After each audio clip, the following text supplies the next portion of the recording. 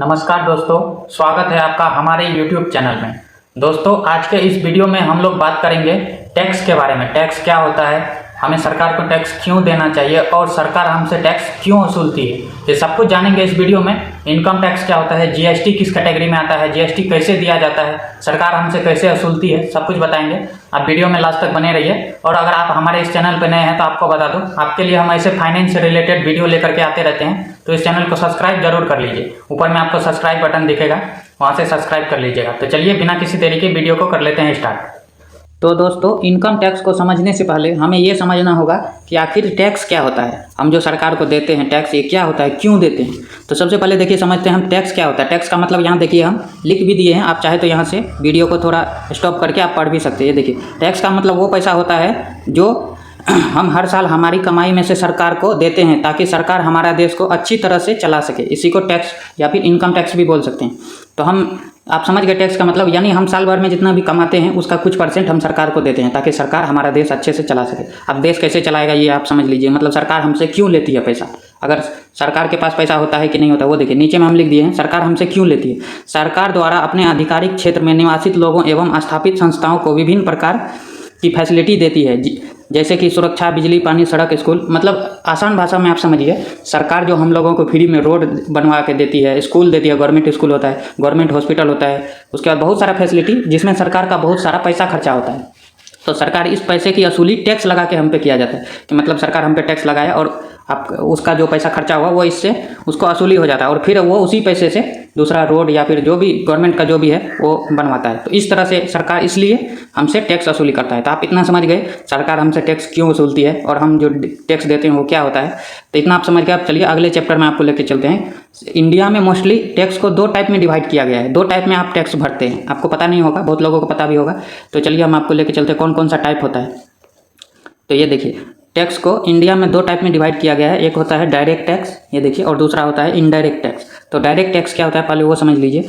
लोगों के द्वारा जो टैक्स सीधा सरकार को दिया जाता है, मतलब आप जो टैक्स भरेंगे वो सीधा सरकार को जाएगा। जैसे कि इनकम टैक्स हो गया, आपका जो इनकम है, कोई भी इनकम हो, उससे जो आप इनकम का कुछ परसेंट सरकार को देंगे, वो सीधा सरकार को जाएगा। उसको बोलते हैं डायरेक्ट टैक्स। और डायरेक्ट टैक्स में क्या होता है कि सबके लिए अलग अलग, यानी एक तरह से आसान भाषा में समझिए भेदभाव होता है, कि मतलब गरीब को कम देना पड़ेगा, अमीर को ज़्यादा।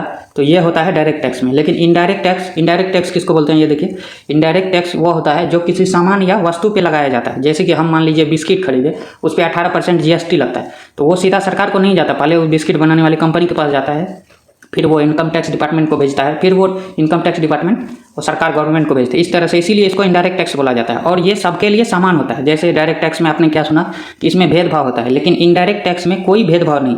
मान लीजिए आप 10 रुपये का एक बिस्किट खरीदे, तो आपको 10 रुपया पे करना पड़ा। ये बिस्किट अगर अंबानी या फिर टाटा का भी कोई भी खरीदेगा तो उसको भी 10 रुपया ही देना पड़ेगा। मतलब इसमें कोई भी भेदभाव नहीं, सबके लिए एक जैसा, जिसको हम आसान भाषा में जीएसटी भी बोलते हैं। हालांकि हम जीएसटी के ऊपर अगला पार्ट में फुल डिटेल में वीडियो लेकर के आएंगे, अभी थोड़ा सा आपको समझा दिए बस। तो आप समझ गए डायरेक्ट टैक्स क्या होता है, इनडायरेक्ट टैक्स। और इनडायरेक्ट टैक्स में वो आप मान लीजिए वो स्टम्प ड्यूटी वगैरह भी आता है। जैसे मान लीजिए आप विदेश से कोई सामान खरीदे, उसमें स्टम्प ड्यूटी वगैरह ये सब लगता है। तो मतलब खरीदने में कोई चीज़ आपको समझिए इनडायरेक्ट टैक्स देना पड़ता है। जीएसटी ही समझ लीजिए आसान भाषा में।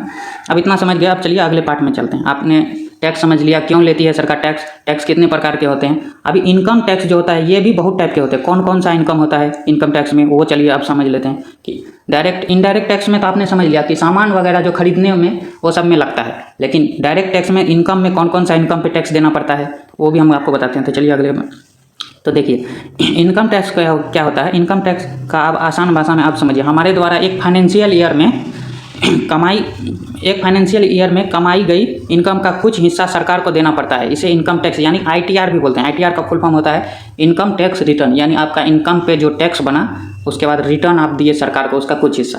और ये फाइनेंशियल ईयर, दोस्तों आप लोग कंफ्यूज मत हो, ये फाइनेंशियल ईयर होता है 1 अप्रैल से लेकर 31 मार्च तक। यानी सरकार इसको मानती है एक साल। हम लोग कैसे मानते हैं आम आदमी, 1 जनवरी से लेके 31 दिसंबर या फिर 30 दिसंबर, वो हो गया एक साल। लेकिन सरकार ऐसा नहीं मानती। सरकार फाइनेंशियल ईयर बोलती है 1 अप्रैल से लेकर 31 मार्च तक आप जो भी कमाई किए उसमें से आपको टैक्स देना है अगले साल।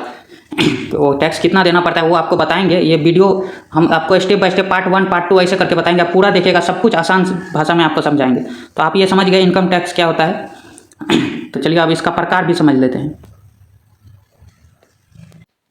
अब देखिए दोस्तों, इनकम टैक्स में कौन कौन सा टैक्स आता है। तो सबसे पहले आप देख लीजिए यहाँ पे सैलरी इनकम, यानी आपका जो सैलरी आता है, कहीं आप जॉब करते हैं, वो जॉब प्राइवेट भी हो सकता है, गवर्नमेंट जॉब भी हो सकता है, तो वो हो गया। उसके बाद दूसरा आता है बिजनेस इनकम। ये देखिए, आप कोई भी बिजनेस करते हैं, उससे जो आपका कमाई होती है उस पर लगेगा इनकम टैक्स।